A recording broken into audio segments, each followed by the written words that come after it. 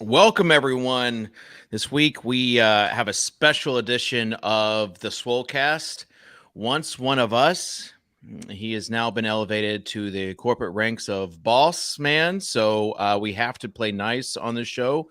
We will discuss last week's Golf Masters situation, and we'll discuss also some of the player props this week, quarterbacks, who's going first overall now. Also, wide receiver Saquon Barkley, OBJ. Lots to discuss. And so let's get to it. It's the Swolecast from RotoGrinders.com.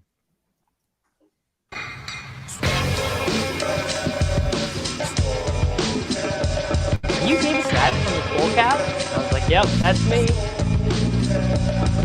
just want you guys to know I'm total dust. I'm the problem.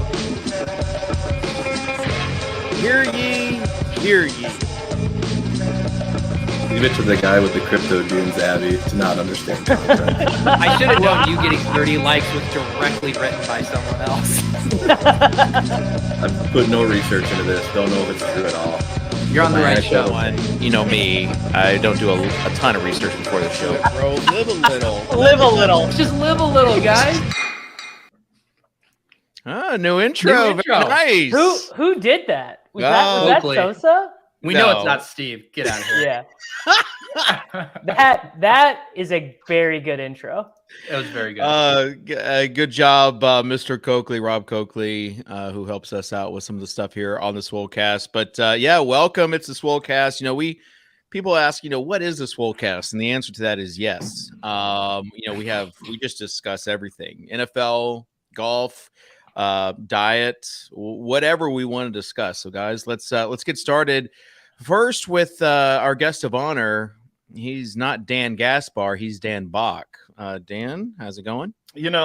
All the years the Swolecast has happened, I don't think I've ever been a guest. I think this is my first ever, and I'm kind of excited to be on this iteration of the Swolecast, especially like Davis has transformed into some sort of like mountain man over here with this beard and this hair, and he's wearing a lot of flannel these days, and he's got like this chiseled jaw going, and chiseled? I think I say chiseled because it almost looks like a PED jaw, to be honest with you. Like, I've made the comment that you look like you should be like a professional wrestler, except you're like 5'2". And that wouldn't work very well. So, Davis, what's your max bench these days?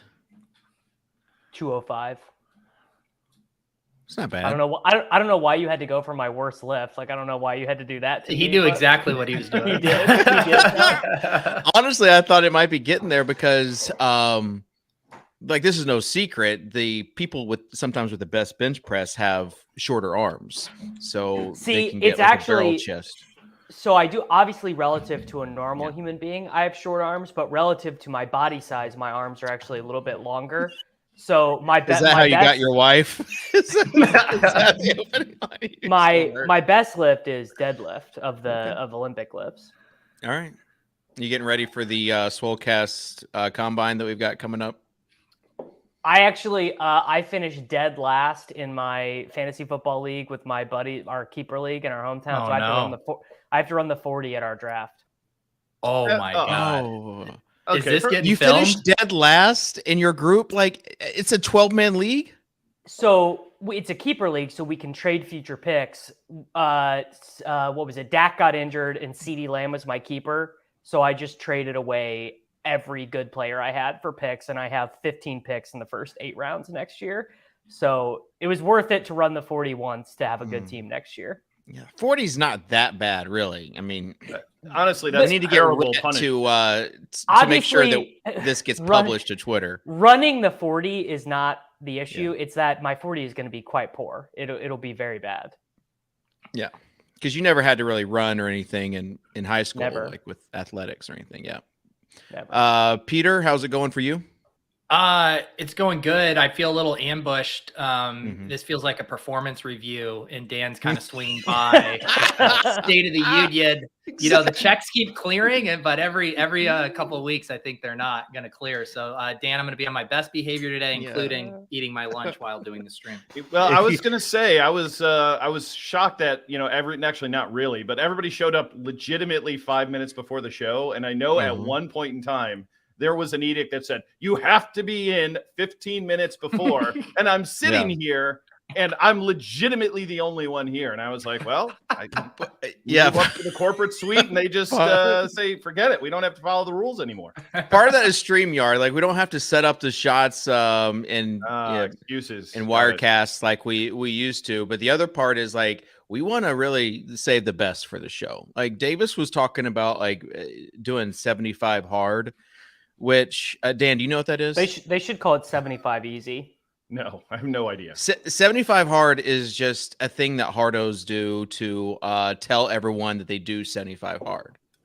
I'm not doing it because I think it's cool. I'm doing it. My sister-in-law wanted to do it to get in shape, and she just wanted to do something dramatic, and I told her I'd do it with her.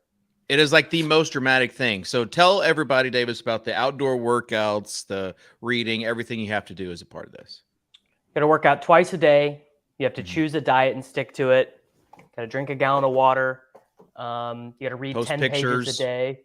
Take pictures. Well, you don't have to post it. You just got to take one every day. Thank God I don't have to post it. No one wants to see that. It's really just the only thing that's different from my daily life anyway is I probably only do an outdoor workout 5 days a week normally. So doing that 7 days a week. And such a humble brag, water, dude. Like the water. Oh, I only do it 5 days, not 7. Like, but an outdoor workout counts as like skateboarding or going golfing or walking your dog. Skateboarding counts as an outdoor workout. I've heard that skateboarding actually is a workout. Like I have. I get my heart rate up higher skateboarding than lifting. This was I actually will buy the skateboarding thing. It was last year when we were doing Underdog Cardio Club and people were trying to count like walking their dogs as cardio, which I'm pro walking. I love walks, but you're not counting that as cardio. Yeah. I'm not counting it as cardio, but I'm counting when I take my dog for a 3-mile walk. I count that as my second outdoor workout for the day. Would pickleball count as cardio? No, I've seen the what heart is your? rate monitor. I don't actually know.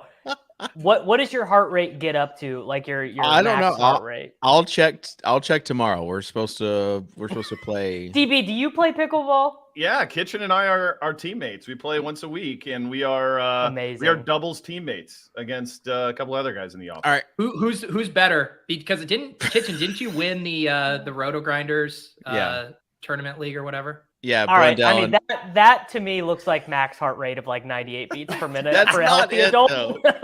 That's not it. It can get a little spicy and a little short burst. It's like really the perfect sort of workout where at the end of the hour you're ready. You're done. Yeah, one game isn't going to do it for you, but if you play like 3 or 4, then you're feeling it. That's the secret of slow, steady state cardio is that doing it for 10 minutes doesn't do anything. Doing it for an hour is going to give you really good benefits and is really low impact.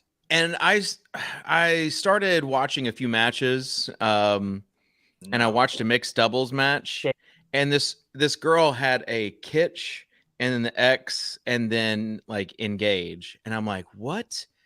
And then I find out there is a major pickleball brand called Kitsch.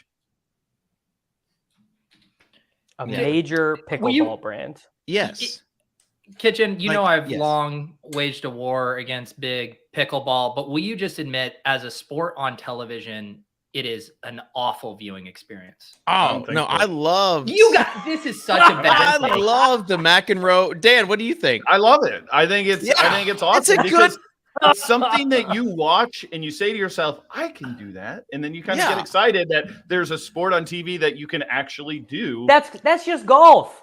No, it's way better than golf as far as watching something. No, it is way better than golf. Mute, David. No. This is such a bad take. If you want to tell me you love playing pickleball, whatever. It's like I love bowling, but I'm not going to watch guys fucking bowl on TV. I mean, come on, guys.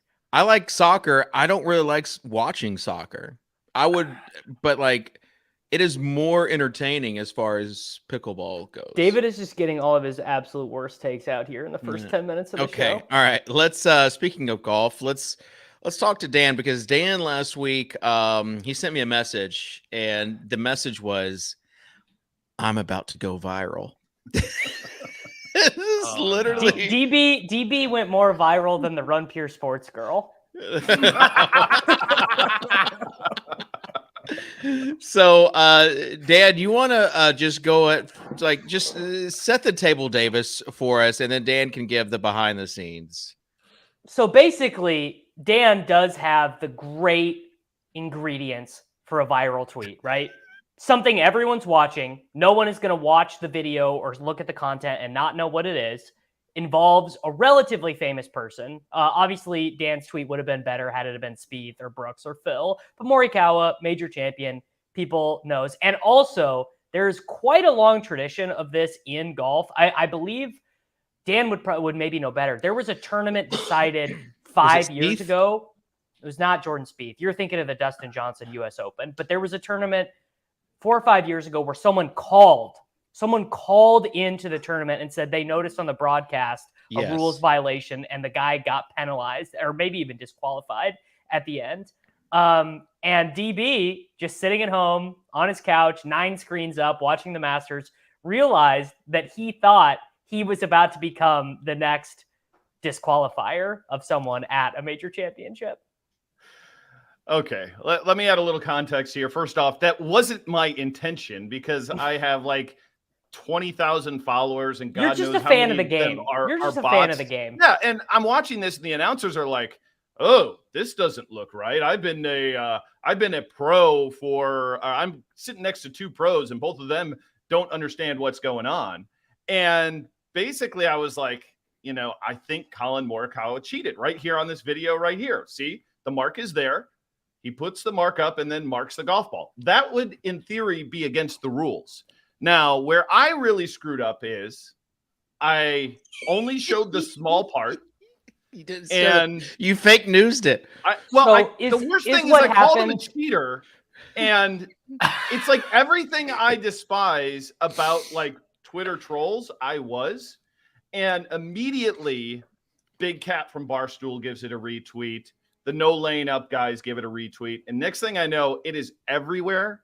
And the worst thing about it is, literally 5 minutes after I tweet this, my wife walks downstairs and shows me her phone and says, yeah, I just had this client send me this screenshot and wondered if this is you, if you know this guy, because he's got the same last name and lives in Nashville.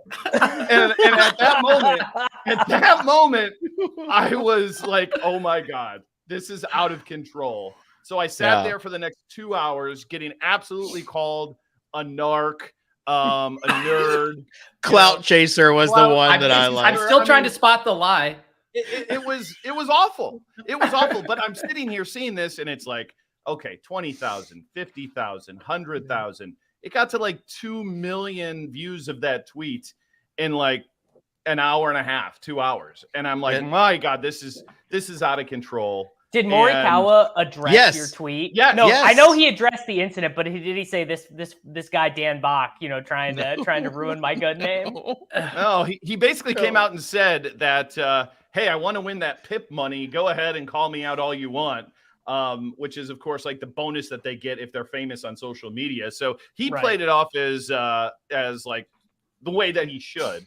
But so what happened? He basically was moving his ball mark so that it didn't interfere with someone else's line. Is that correct? And then he moved it back. No, they saying that the ball moved when he addressed it, and he just threw that mark down in the vicinity, and then marked the ball where it should have been, where it moved from. So right here, you can see him, address the ball. He takes a step back. He looks at his playing partners and said, hey, the ball moved. And they said, no problem. Move it back. Totally legal. But it was really odd that he would randomly throw this ball mark like a couple inches behind where the ball was. That is weird. That would not be how I would do it. So long story short, it went ridiculously viral. And I was at the crossroads of, do I leave something up that's got like millions of views? Absolutely. Isn't this is good for the brand, right, Tell Davis? me you didn't delete it, DB. Oh, Trust me, he I just did. looked. He deleted it. Oh, I definitely we got deleted it. okay. All right. I know we all had to do compliance training a month ago for RotoGrinders. we need to get Dan into social media training. This is no. Yeah, gross and then he mismanagement. apologized profusely, and I knew like he was having a bad day because like who wants to be like on the receiving end? Should have sent all the these video to me, Dan. Should have sent the video to me. Comments. But How many followers did you gain from that, Dan? Quite a few, actually. I mean, it was insane. It was like you got to see the absolute worst of the internet. Yeah. And I said to myself, like, how do these guys with these massive followings who get this sort of engagement on every tweet? It's tough. How do they do How do they do it? So yeah, not a world that I'm looking for. Don't let Davis guilt you into anything after he deleted Odell tweets and a whole bunch of other I deleted all my tweets before June of 2022. I just batch deleted like 60,000 tweets. Try not to get canceled. But as far as Dan goes, I knew he was having a bad day. Here's the deranged sick part of me. I was loving it. I was searching like Dan Bach in the comments, like you do the quotation so that you can only get Dan back in there, and some of the comments were just so good. Do you know what, Dan? I don't know who your boss is, but you should have been fired for not threading that and saying subscribe to rotogrinders.com. For sure. For sure. I mean, that should have been, there should have at least been like a stern talking to. Here's my Patreon. Speaking of, Davis joined the newsletter ranks. Davis, you want to give your plug for your free once a week, possibly newsletter? Yeah, I was just working on the post before we got on air. I mean, really, it was just as simple as I don't have anywhere to put that stuff. I don't have anywhere. I have no repository. SportsGrid is more geared towards like SEO style content, like recaps, just like to get people to hit there. And so they don't need long form nerd shit fantasy football articles. Yeah. So I started the newsletter, and also obviously inspired by my friends Peter and Patrick doing the same thing. And you're using the same name that you did when you were a Fantasy Insiders. So it was you. Another branch sprouting off your tree, David. Do you get like 1% of all the Patreon subs? He gets 1% of zero. So free thing. So yeah, good plug there. Peter, you have any advice for Davis since you've been in the newsletter streets for 2 years now? Just consistency. Davis, that's the name of the game. People are going to start to make it part of their routine. You got to be ready for them. I can't just have you waking up and then Davis is on like a skateboarding expedition in the Appalachians or something, and there's no newsletter. You got to stay consistent. Well, you remember when Davis started the threads last NFL season, got John Hansen to subscribe. All of these all these guys as far as max engagement, and then he just stopped around week 7 or week 8, and he blamed on week 13. He blamed on Holka. That's not really doing anything. Holka told me it was non-GTO, and he was right. Where has I don't know if my algorithm. What has Holka been up to? I've not seen. Yeah, that's actually. I was just. Forever. Yeah, that's what I'm saying. Holka is just feeding you. Didn't everybody just mute him then? Isn't that what happened? No, because he switched. He has 2 accounts now. Holka does. He's got the CEO account and the football account. The thing that Holka actually does that's smart that none of us do is he actually takes time off after the in-season grind and decompresses for like 2 to 3 months while we're just like, let's just start drafting 1 million best ball teams in February. And Holka is actually working on his mental health. I've thought about it. Maybe next season. David, you just have too much on your plate. Are you even online? Like how are what do you when you say you need to decompress, what are you decompressing from? Did you guys see the my thumbnail on Twitter? I did. Yeah, that was done using AI. That's Did you go the Al route and make a cartoon superhero of yourself or something? No. It was a picture of you, and the prompt was bald golfer facing other golfers in a state of disbelief. Man, I think there is just pull it something up, Steve. I so... haven't seen it either. I'm very curious what this looks like. There's something just it's so disconcerting, the AI faces, because it's so close, but it's so creepy. It's it kind of has like a Salvador Dali feel with kind of like blended. Like there's another prompt, not to get too inside baseball here, but there's another prompt called blend. So I actually had two pictures and I blended them together to who is this. This tweet is from an account you muted that responded to that, I wonder.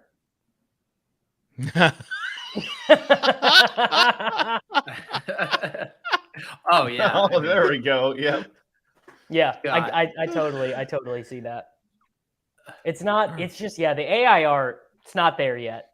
They can't do humans yet. The uncanny valley has not. No, they can. They absolutely can. I've yet to see it in a very convincing way. Okay.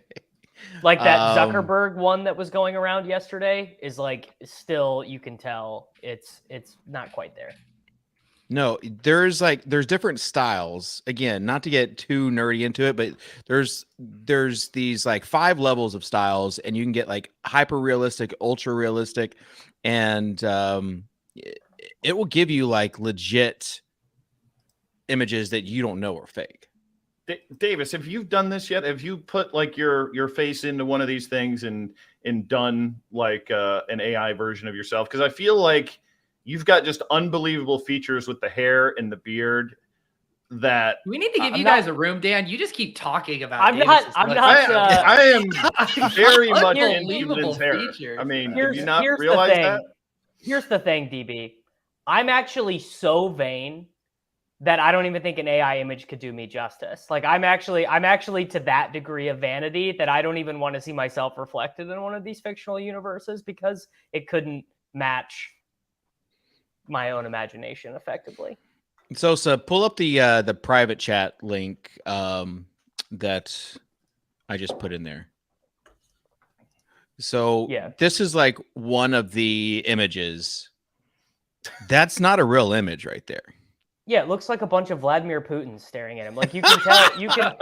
No, but like the bald man's supposed to be Dan, and he's supposed to be like overseeing this, and you just basically start massaging these images, like, but they can be like realistic, is what I'm saying. They're not just Salvador Dali-esque pictures. So are you trying to get one of these jobs as like an AI prompt guy? Like your next line of work is going to be like, you're going to get hired by a Fortune 500 company to type shit into Chat GPT all day? Davis, I love my job. Yeah, correct answer. Correct. I love my current job. Good answer, Dave. But 50% chance. 50% chance the answer is yes to that, Davis. My deal is this is the same as Dave's fascination with NFTs. Dave and I actually have this in common where we just phase out on stuff so hard for like 3 months, and then it's basically this AI stuff is such a bigger deal than NFTs. Yes. No. I obviously I agree. But Dave being the prompt king to do bits. I'm not the prompt king. I'm trying to just keep up with things because I do think this is like if you don't know how to do AI, you're going to be like left behind. You're going to be you're going to be, as far as like the future of jobs, even within like what my job is, like I have to stay on top of it, and it's moving so fast, like faster than NFTs were. And you remember like having to just stay on top of the NFTs. It was it was tough. And that's why, like, for that, I had to take a break for my mental health. For this, it's just like, all right, I have to stay on top of it to figure out. I don't disagree. I don't disagree with what you're saying at all. I mean, I do. I think, well, Dan, what is your, you have to think about things from a very big, bird's eye macro view perspective for running a company. How have you been thinking about AI as it pertains to your line of work? It probably even goes beyond me. I mean, just to give you an idea, like it's especially in like the content publishing world, like it's not hard to have robots write articles. Like it really isn't. And Davis could legit write his newsletter with AI. Yeah. Give it like 6 bullet points and then go. And the stuff that you'll get is absolutely ridiculous. So, I mean, I think it's a huge game changer, but I also feel like there's definitely like a lot of like regulation and people are already getting nervous about it. So, I think there's going to be I don't like these AI doomers. That's a whole field of guy. There was a think piece published. I don't remember if it was the New York Times or if it was actually Time Magazine, where the guy was like, if you think a country is using AI in a way that is inappropriate or negative for human behavior, you're totally morally justified in nuking them. That was the entire working thesis of his piece. And it was like people are agreeing with him. People are like, yes, this is how dangerous AI is. And it does feel a bit sort of, I grew up reading Isaac Asimov and not really understanding the applications for this technology. So but I mean, obviously it's all fascinating and it's going to be something we have to reckon with, because the people who are even worse, which is so unfortunate for me because I happen to align politically with a lot of these people, are the people who are like, AI stupid, your chat GBT is so dumb, you shouldn't use it, these images are dumb. Like these people, these blue check, these legacy journalists are also very stupid. So it's as always, I tend to believe most people that aren't me are pretty dumb. What can you do? What can you do? All right. Let's move on to actual NFL's takes. People see Dan on the show. They want the NFL takes. But I will say this. I have not met anyone who loves a futures bet as much as Dan Bach does. Loves it. Looks at Dan. How often do you look at like futures? I mean, at least like 3 or 4 times a week. Like, wow. Did you have the Jaguars ticket to win the division last year? I did, but I parlayed it. I parlayed it with with any team but Alabama or Georgia to win the college football championship. What? Why? Why? I don't know. Good. It was I'm a fish. It should have hit. Ohio State choked. Ohio State should have beaten Georgia. So, like, I should have had it. But, yeah. So, yeah, I didn't really get paid off on that one. But I love futures, and plug to Scores and Odds. Go there. Find the sport. Click futures. The best futures odds comparison you can find. And if you are into betting, a lot of times, like, minus 115 to versus minus 110 isn't a big deal. But you can legitimately find huge discrepancies in these odds that even if you're like a low stakes bettor, bet 10, $20, it can make a difference. So free plug to that. How many same game parlays are you firing a day? Me? Hardly any. Maybe once every 2-3 weeks. Sad to hear it. That is the most fun that gambling is. Here's the problem is you're right. Like that is in the most high demand things that is out there. And we built an awesome tool called Parlay IQ, which, basically takes the Sims and you pick a market and then it basically shows you what the next likely market to hit is going to be from a percentages by parsing the Sims. So we built a tool around this. I just don't love it from my own personal angle, but that's the world we live in. People love to bet a little and win a lot. So you have to tailor content to it. So it's 2 bullets in the Millie Maker versus 1 bullet in the $33 single entry. Or double up. Yeah. Sure. All right. Dan, as far as like the odds of these futures for quarterback, for number 1 pick, for all this stuff, do you think that Vegas is getting like the inside info and they're running with it, or are they just trying to balance their books? I think I'm specifically talking about like the CJ Stroud, Bryce Young stuff, where they're just flip-flopping and now Young is like minus 200 a couple weeks ago. Maybe we already got the good word from our friend Crack Rock that Stroud is going number 1. Yeah, see, this is outrageous. I mean, you can get it now. Stroud to go number 1. DraftKings is plus 225, and it was like minus 240 last week. And the thing about this is, these books are getting action from. I think they're moving lines on sharp action, but I don't know how sharp it really is, because as soon as that trade happened, everyone assumed it was going to be Stroud who was going to go number 1. Right. A few things leaked out about it. And then mysteriously, randomly, out of nowhere last week, Schefter and Mortensen came out and said, Carolina's taking Bryce Young. Like, he's their guy. He's the pick. And I ask you this, if you are Carolina, why would you tell these reporters what you're going to do right now, like 3 weeks before the draft? What advantage do they get by doing that? And I think the advantage is very simple, is they're trying to work a trade with Houston to move down to number 2 and take Stroud. I think that's what they're trying to do here. And that's why I think Young at number 1 is a pretty good play, because I think ultimately it's going to work. I think there's a chance that Houston's going to say, we like him that much more than Stroud. Here's a 2nd round pick and a 3rd rounder next year, and get the guy they want. And then you got Carolina sitting there saying, yeah, you know what? Worked. We got the guy we want at 1 pick lower and got additional picks. So I think the whole thing is just trying to bait the Texans into trading up.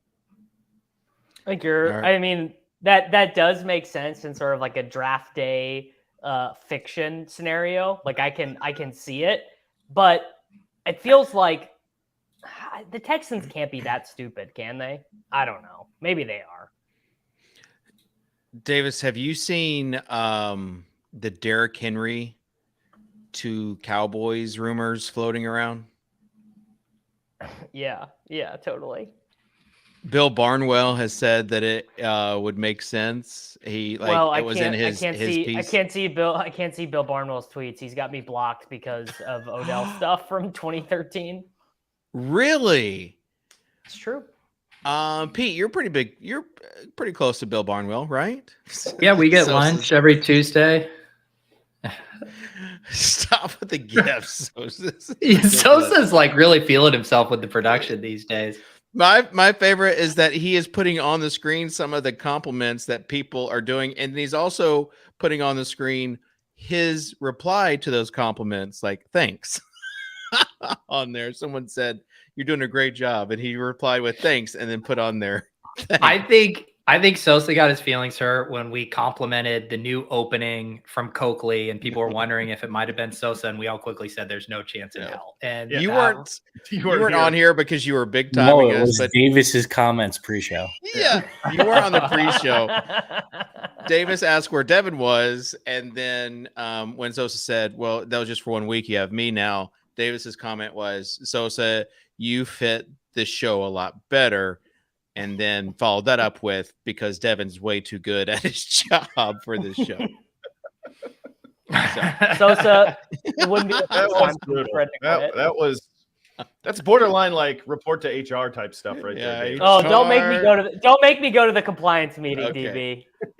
All right, let's talk about some more of the upcoming draft stuff. Davis, do you have any sort of feel on how this is going to shake out regarding quarterbacks? And like last year was like the fantasy dream for first round day 1, right? Like all these fantasy players. This year, it's just all about the quarterbacks. I don't think it's going to be we're starting to get prepped for the disappointment with these reports that no one likes Downs or Hyatt as much as fantasy nerds do, which makes sense because they weigh as much as like a teenage child does. They weigh Downs weighs like 171 pounds. That's so small. I don't know. I mean, I think the most interesting report of any of this scuttlebutt draft stuff that came out is that Arizona has now entered in the market of trading that number 3 overall pick. Because the way it seemed was that the 2 guys were going 1 and 2. Arizona would take Will Anderson.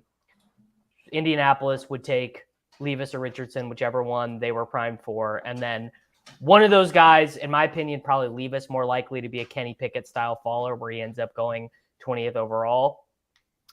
But if someone's trading up for number 3, that means that's not the case. It means that these guys are going to just go 1 through 4, probably, these quarterbacks. And that is Kitchen, great engagement farming you did last week. You tweeted, what quarterback class is this most like? And that would have been exactly the Baker Mayfield, Darnold, Josh Allen, Lamar class. And I don't know. I feel like whatever team ends up, like if Anthony Richardson is what people like me think he's going to be, the Panthers and the Texans are just going to feel so gypped. They're going to be like, we just passed on this guy for a cheap imitation. So you're high on Anthony Richardson. I think that Richardson probably 70% of the time is going to be like a like a Ryan Fitzpatrick EPA style guy, but 5% of the time he's Josh Allen or Lamar or something like that. Like I just probably higher than that, right? I mean, Lamar did win unanimous MVP, and Josh Allen. I don't believe he's as good as the market does, but the market says he's amazing. I think like the other thing about the Anthony Richardson conversation is it's not like we have even a Trevor Lawrence level prospect at the top where the bust risk for these other guys is high too. So if you're taking on some kind of bust risk, and you can say those other guys have a higher floor than Richardson, that's fine, but there's still bust risk. Might as well take the biggest cut possible, right? Yeah. I think the other problem is like the round 2 and 3 and 4 guys are not very good, in my opinion. I feel like it's so top heavy on the quarterback position. This Hendon Hooker steam, I've never been more offended by a draft rumor than this Hendon Hooker bullshit. He's like older than Davis. He's a day one. Yeah, he's a day one guy. Great features like Davis too, though. He's like 24, Hendon 25. Hendon Hooker is older than Lamar. Yeah. And he's got a torn ACL. He can't even play this year. I just like what was it? Daniel Jeremiah put him in a first round mock last week, and like, all due respect to Mr. Move the Sticks, you're grinding the streets a lot harder than I am, but there is no way. Tannenbaum had him at like 4, which when he had him at 6. Well, this is a great time of the year for no consequences engagement farming, where you could just be like, Hendon Hooker's the number 1 quarterback in the class, and no one's going to remember that in a month, when he's pick 87 or whatever. So it's a good time of the year to just let these takes fly, and then you can come back to it in 4 years if you're right.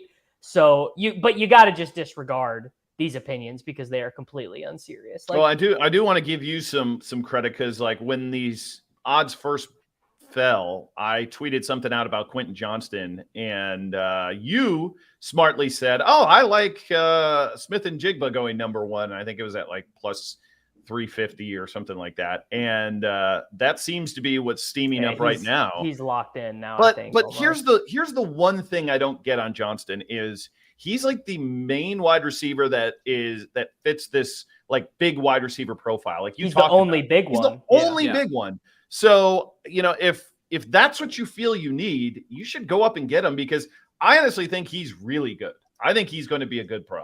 I don't know why all of a sudden this is. Everybody has like bad thoughts about him. Maybe he didn't interview well. I don't know what it is, but I think he's absolutely legit. I think he should be the first guy off the board, but it's certainly not trending. I think it's really the style of play the NFL right now, right? They're dropping 2 safeties. Did you get that from my newsletter? No, I don't think I subscribed to your newsletter yet, but I will. But they're dropping 2 safeties. My first post was about why all these guys are so small and why the NFL is not completely disregarding these guys for being 170. This is why Cooper Kupp, his stock has gone up. Well, you need somebody to. Cooper Kupp is not small, but the thing with Johnston, to get really into the weeds, the thing with Johnston that analytics people have discovered over the years is that being able to succeed in contested catch situations used to be viewed as like a huge positive, like, Alshon Johnson or Alshon Jeffrey type stuff. Yeah. And what NFL teams have realized now is that you don't really want your guy to have to be in those situations all that often. You would prefer him to be open. You don't want your quarterback making these tight window throws all that often. And obviously you have freaks like Justin Jefferson and Jamar Chase where it's like, you just put it in their vicinity. And I think we all acknowledge none of these guys are that guy. Like no wide receiver in this class has that ceiling. So, I don't know. I don't know. I don't think maybe he could be. I think he's got a shot. I mean, you see you keep on saying like these little guys are the ones performing. When I'm looking at it, it's Chase, it's Jefferson, it's Devontae Adams. These are AJ Brown. AJ Brown. Like I think that's absolutely incorrect. And I would take the best guy out there. And I think he's going to be really good. I think he is. Your profile is a lot like DeAndre Hopkins. Didn't have a good quarterback at all. I mean, Dugan, don't let him kid you. Like that guy is not a good quarterback. How much of it? Hang on real quick here for the people. Is this your AI thing?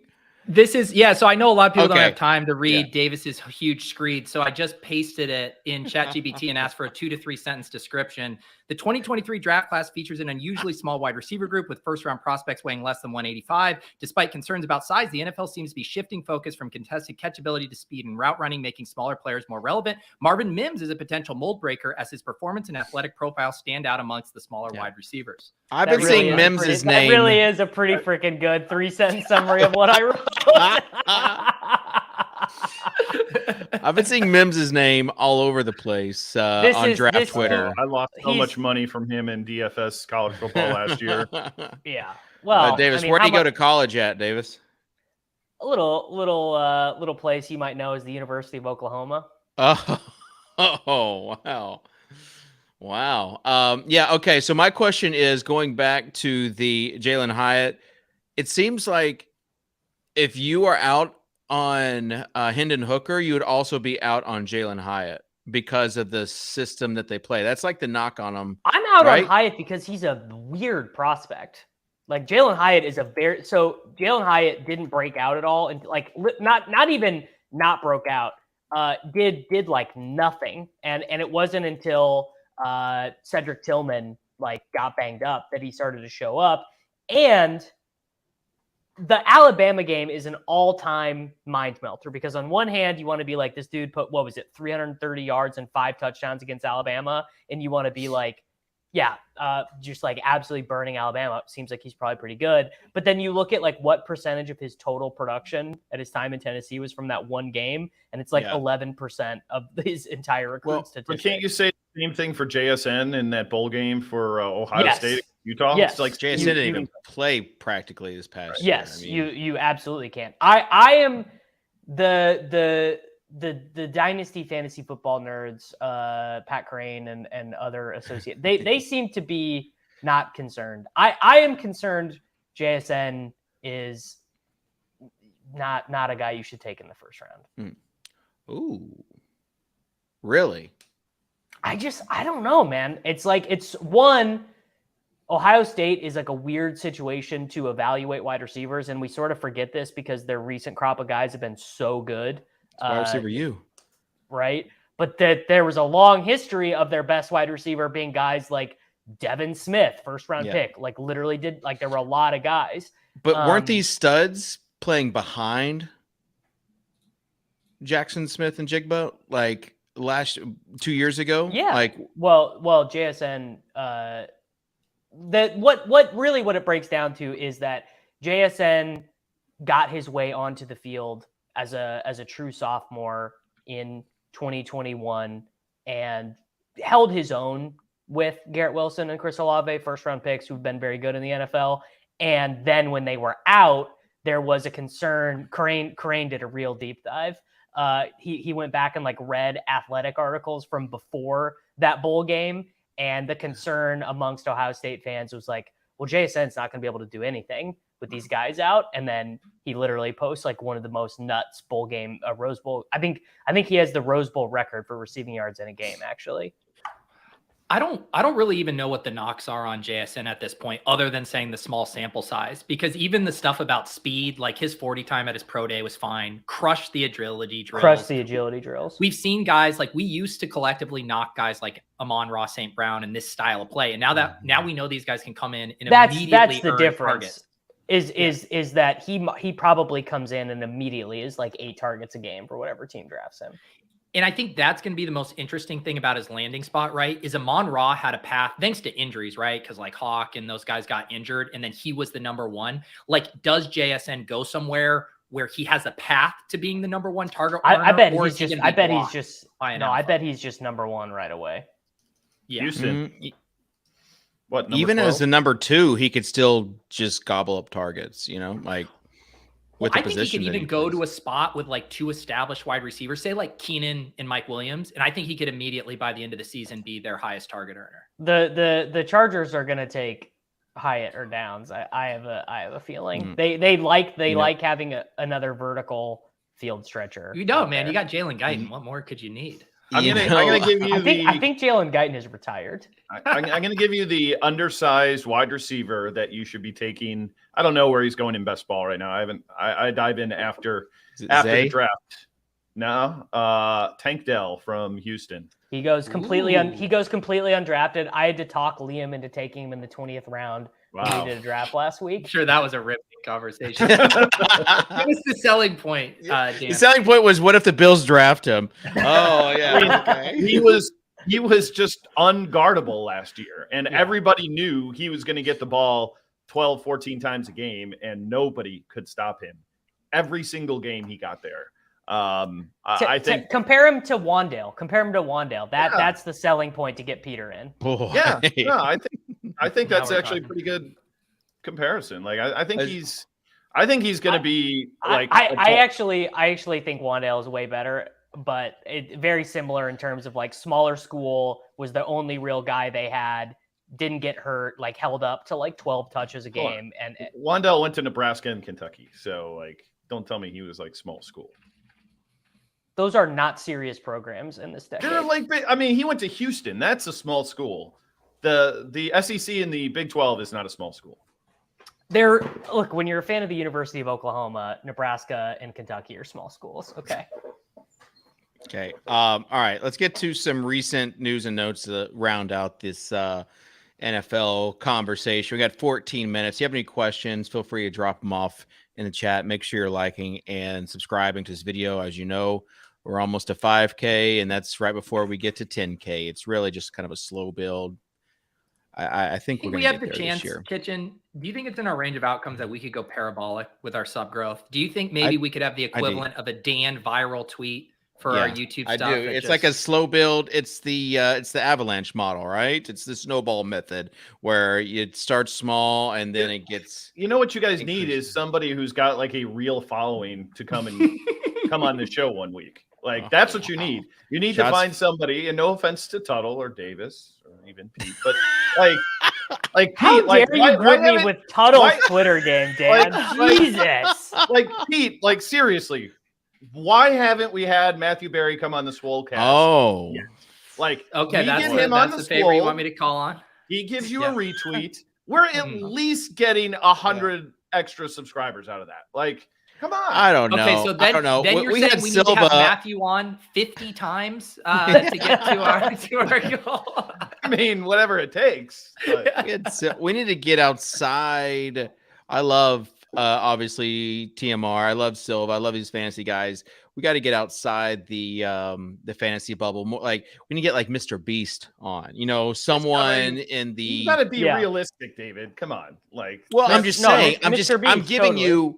I'm giving you like someone outside of the bubble, the fantasy bubble, that might want to come on and, you know, we can get to the untapped people out there. All right. Getting to the news and notes, though. We have today Saquon Barkley. Are you guys saying that he's not going to sign whatever the tender was? Davis, what's he gonna do? Hold out? Yeah. He's got no bargaining power. Okay, so you're not worried about that at all. I'm not worried about Eckler either. These guys have no option. You think Eckler goes back to San Diego? Or he said, and I quote, worst case scenario, I play for the Chargers. And unfortunately, choosing to play running back professionally is sort of, I mean, you get to make a couple $1 million, but you're not going to make as much money if you played literally any other position. Okay. Yeah. Elon. Graham says Elon or Jake Paul. Elon on the show, honestly, would be just massive. Yeah, we could censor free speech from dissidents in India. It'd be a good time. No, I honestly think that'd probably be a bad episode of the Swolecast. Like there's venues to talk to Elon on the Swolecast. Listen, it's not about the it's not about the content. Itself. It's about the reach. Subscribers. You're the creative one. Come up with like a realistic. I got one. I was just going to float one. You now have all these new friends in high places after your viral tweet. Hit up Big Cat from Barstool. Davis famously loves the Barstool guys. What about Get Big Cat on here? That would do huge numbers. That Venn diagram of an audience would like this show. Come on. What about Joey Rovell? Molinario? No, what about Joey Molinario, the impressions guy? I was going to let it go, but catch it. Molinario. I think we could get him on. I'm Twitter friends with him. Yeah, he's funny. And how many followers does he have? 500,000? What about he likes fantasy football. I get his shit on my Instagram algorithm. Okay. All right, let's move on to Odell. Signs with the Ravens. We talking about old guys who have lost their mobility here? Yes. On the We're talking about the Ravens wide receiver 6. Yeah, I'm down. Like they're paying him $15 million a year. There's no way he's going to be Baltimore Ravens. Everyone loves to fall all over themselves and say how smart their front office is, and their 26-year-old MVP quarterback is technically a free agent, and they sign Odell Beckham to a $15 million guaranteed contract. Just genius level negotiation. Who would give me plus odds on Devin Duvernay outscoring Odell Beckham? Not me. Not me. Where would Odell have to drop for you to draft him? Late round pick to where does Marcus Valdes-Scantling go? Even if you drafted Lamar early, you would not try to pair him with Odell. I got a market for you. You can bet this on DraftKings. Over under on yardage. Under 650. Under 650. 575 is the number. That's a good line. 575. Whale play on the under, Davis. Yeah. Whale play on the under. No, 575. 17 games. You figure he probably plays in 11 of them. It's a pretty good line. This Odell ain't taking slants to the house anymore. This is no down specialist. They paid $15 million for a guy with a 575 receiving yard total this year. What they're doing just to get Odell get Lamar. Odell would have stepped into a starting role on the Dallas Cowboys last year. They would have brought him into the building and they would have played him immediately. And I think they brought him into the facility and they were like, I think what happened is Steven Jones and Mike McCarthy were like, Jerry, please do not do this to us. He can't move. We can't. What do you think the touchdown total is? 4.5. I was gonna say 3.5. 4, right in between. Okay. That feels like an under. That feels like an under. See, and I'm actually the opposite, Davis. I think if he gets there or has any kind of stuff, it's gonna be because he has a 2-touchdown game, in the red zone, because that's how the Rams were kind of using him as a red zone threat deep into their Super Bowl run. Yeah, okay. I mean, I liked Odell. I liked that move by the Rams at the time, and I remember betting on him for Super Bowl MVP and stuff. But not playing at all last year, and the Bills or one of these teams not bringing him in is just a bit the Cowboys being the only team interested in him, and then them not signing him when they were starting Noah Brown. It's not good. So. Lamar then signs with the Ravens for sure now. Well, they were at the club together. What if he doesn't? Odell signed the contract. Yeah, I know. Odell's dad making a cut up of all the times Tyler Huntley didn't throw to him. Pretty good. I mean, Lamar's just vibing, dude. He clearly is not getting any advice. He's not Lamar is not talking to his lawyers. He's just living his life, he might just not play. Yeah, and I don't think Odell will care. He just wanted to get paid, and he got paid a lot of money. Dan is right. And at the end of the day, it's who cares? Just give me my paycheck. Right. He's gonna, and he might even be he and Lamar might even be conspiring. And Lamar just being peace. As far as I still think a trade could happen around the draft, after the draft, where they don't have to give up this year's as a team that needs a pick this year, especially. Yeah, I think that's a legit chance too. Yeah. Dan, what do you think the odds are we do get a bombshell NFL draft trade? There's been some rumors lately about Derrick Henry potentially being on the move. Do you think what do you think the odds we get something like that with Lamar, any other one of those marquee names? Yeah, I think it's pretty high. I mean, it's not uncommon anymore to have big name players be traded. I mean, AJ Brown a couple of years ago, nobody really saw that coming, and totally out of left field. And sorry, Dave. So yeah, I think it's pretty likely. I mean, there's so many trades. That's why like mock drafting is just kind of dumb in the sense of you can't predict what this is going to even look like in terms of this draft order. It's going to be flipped on its head many times. Winning 150 to 1 same game parlay is good, but if you ever had everyone openly mock you doing Daniel Jones to the New York Giants in a mock draft and then them taking Daniel Jones, it's one of my favorite moments in mock drafting. Are you going to do a mock draft this year, Davis? For sure. Yeah. I love it. Is that going to be your newsletter? Yeah. Yeah. Hang on. But can I ask you a question, Dave? Like, to me, I would even maybe have fun doing an offensive skill position mock draft. Like, just be completely honest. Are you remotely qualified to assign defensive players to various teams?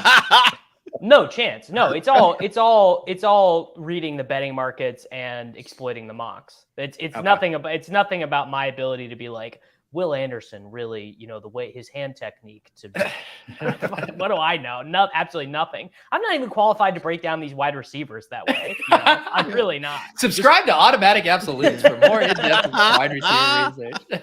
You are qualified for this show, Davis. Yeah. Not saying much. By the way, I realized the reason why Tuttle bowed out today is that UCL lineups came out right now, and he just didn't want to be bothered. He didn't want to be on the show when soccer lineups came out. Tuttle, I don't know if y'all saw. I think Tuttle won $30K in baseball last week. Yeah, he's vibing. Tuttle is on a hot streak. Yes, on a heater. So and fired hard at the Masters last week. He's back in it. So as far mock GPT, that's good. All right, final thing, Davis. The hype around Justin Ross with the Chiefs. Are you buying this? I do get this. Sam Sherman mentioned him to me on ADP chasing last week. Like, he's never going to play it down for the Kansas City Chiefs. I'm sorry. It's not happening. Okay. So you're out then. You didn't see that slow-mo catch that he had? The thing is Justin Ross's last good season was in 2018. Check your calendars. That was a long time ago. And I don't think it's particularly encouraging. The Chiefs got him in the building and then immediately placed him on season-ending IR last year. And maybe they were just redshirting him, right? Letting him rehab, letting him be around NFL trainers, get an NFL diet and all that stuff. And maybe I'll end up being wrong. But I think the fact that they keep signing, like John Ross is on a futures reserve contract. They signed another guy who's like sort of notable. I got to look this up or it's going to drive me crazy. But who's training with him, Davis? Oh, Patsy, baby. Patrick Mahomes. Yeah, so they got other guys on future contract. Amir Smith-Marset, he was a Bear and a Viking. Cornell Powell still on the team. I mean, Cornell Powell has just as much of a chance to catch a touchdown for Patrick Mahomes as Justin Ross does. Okay. Cornell Powell, another Clemson I think receiver. This is Davis's, if you read between the lines, if Davis, the quiet part that he refuses to say out loud is that Sky Moore is the answer in the Chiefs wide receiver. You're not catching me on these airwaves saying that. Rudman, I had Rudman on the show yesterday, and he was telling me, like, I'm not going to let people make Sky Moore a thing. And I was like, it's too late, dude. Good luck. So who are you in on? Who are you in on then on the Chiefs? Valdez-Scantling and Tony. Okay. Did they get Richie James? Did they get Richie James too? Did I see that? Yeah, I'm waiting to see. Like I've done this experiment before. Like Richie James could very easily not make the team, so I'm trying to keep my excitement to a minimum there. The thing is Patrick big Mahomes, in the playoffs for the Giants. Don't do this to me. I'm close to sending a rookie 3rd round pick for Richie James in a league I don't have him in right now. But Mahomes just won the MVP and the Super Bowl with 50 touchdowns, leading the league in every statistical passing category, throwing to a bunch of jamokes, So it's like, I don't think it is required for any of these guys to be a 6th round pick in fantasy for the Chiefs to win. All right. I saw some of the hype floating around out there on Twitter, and I thought you might be in on it. So a little bit surprised that we haven't mentioned the Titans quarterback search. at all here? I mean, where are your emotions? Yeah, where are your emotions at these days? What's DB's insight actually? They're trading up 100%. Like if they get Will Levis, I will be disappointed. Like I will legit be disappointed. I think it's Richardson. I think it's Anthony Richardson. If it's Richardson, that'll be so fun.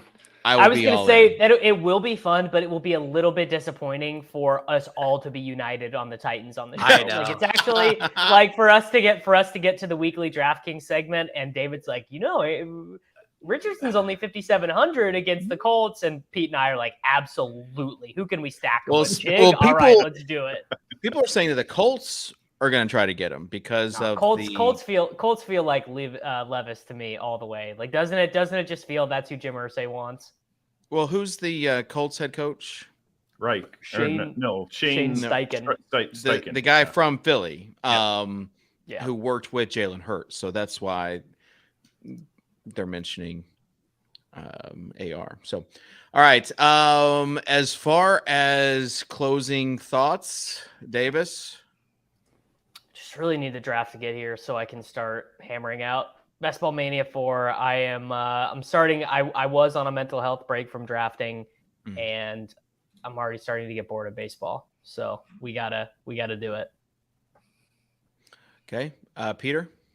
I just want to say thanks to Dan for coming on the show, and also disclaimer: if you said something that you regret on here, we actually aren't going to delete this show like you do your tweets.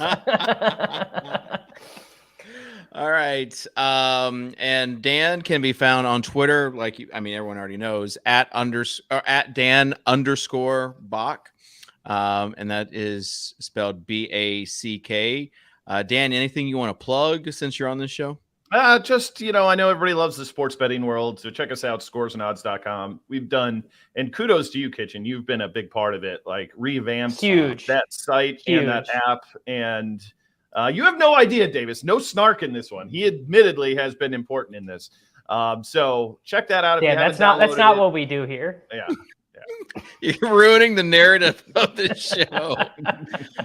But appreciate that from my boss, my leader, the guy who I just look up to every day, and most importantly, probably my pickleball partner. So on behalf of Dan, Pete, Davis, and myself, special thanks to Sosa for bringing the hot gifts into the chat, and everybody watching, listening, liking, subscribing on the road to 10K. We'll see you in 2 weeks, right before the draft. It's the special draft show. Maybe we can get on someone who has done some draft content for us in the past, who can really break down some of these third, fourth round offensive linemen. Patrick Carrain. He was doing this before he won the $2 million. We'll see if noted offensive line scout Pat Carrain is. I love it how Dave's like, we need to get out of our bubble, and then he immediately goes right back to. Well, no, this is tradition. This is tradition.